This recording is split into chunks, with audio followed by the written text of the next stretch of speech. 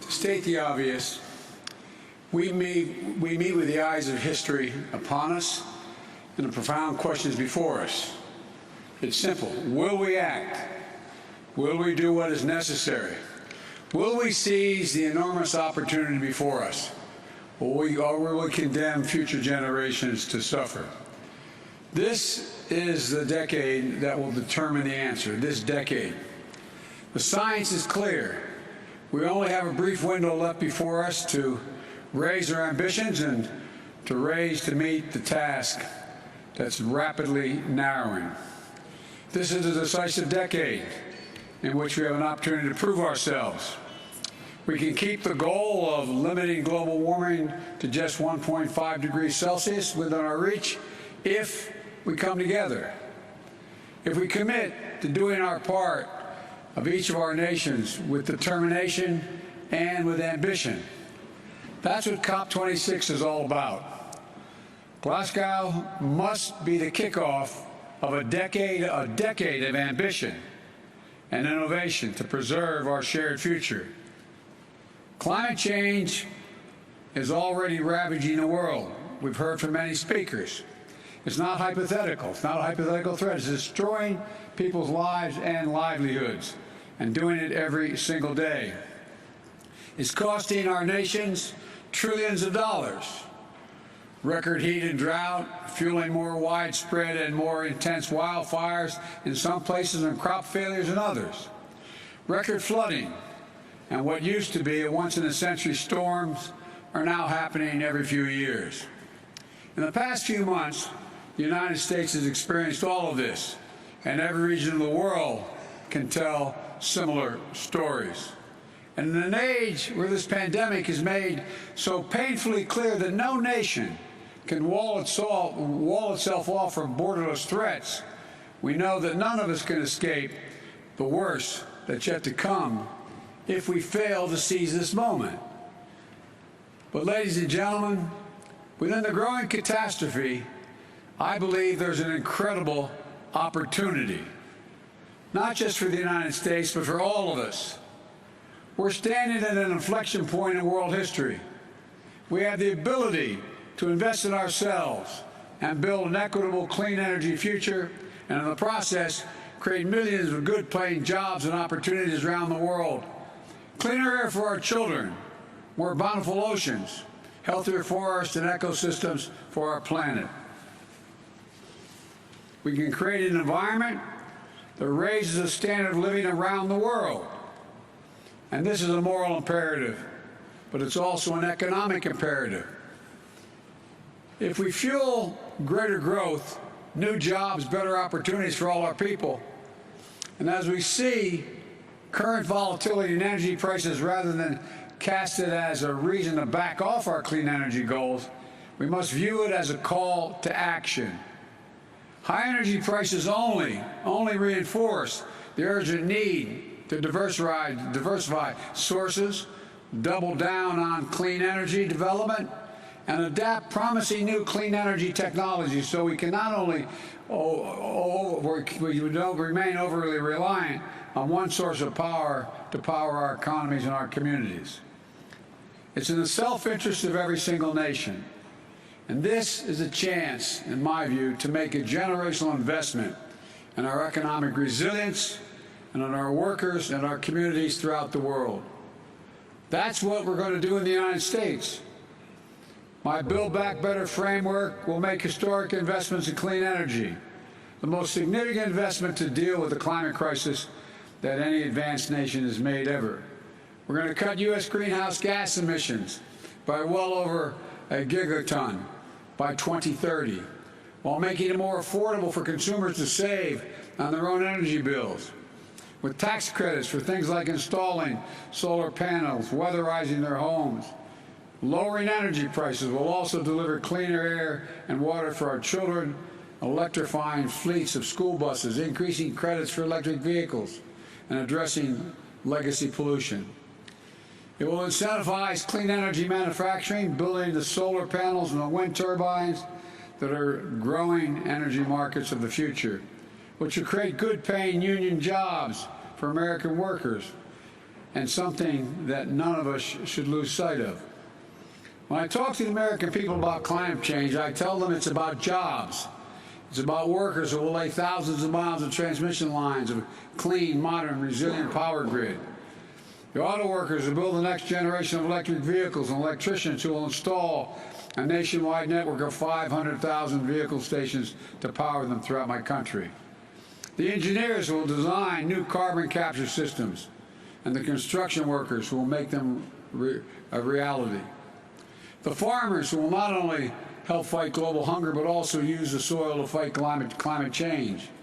The communities that revitalize themselves around new industries and opportunities. And because we are taking all these actions, the United States will be able to meet the ambitious target I set in the Leaders Summit in Climate back in April, reducing U.S. emissions by 50 to 52% below 2005 levels by 2030.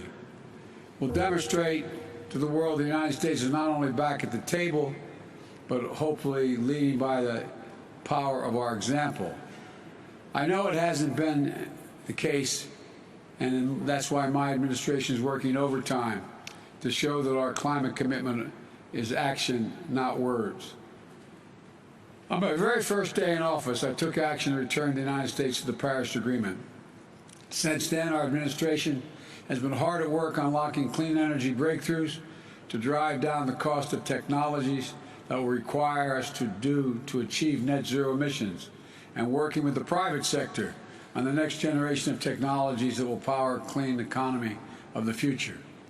Over the next several days, the United States will be announcing new initiatives to demonstrate our commitment to providing innovative solutions across multiple sectors, from agriculture to oil and gas, to combating deforestation, to tackling hard and to abate industries.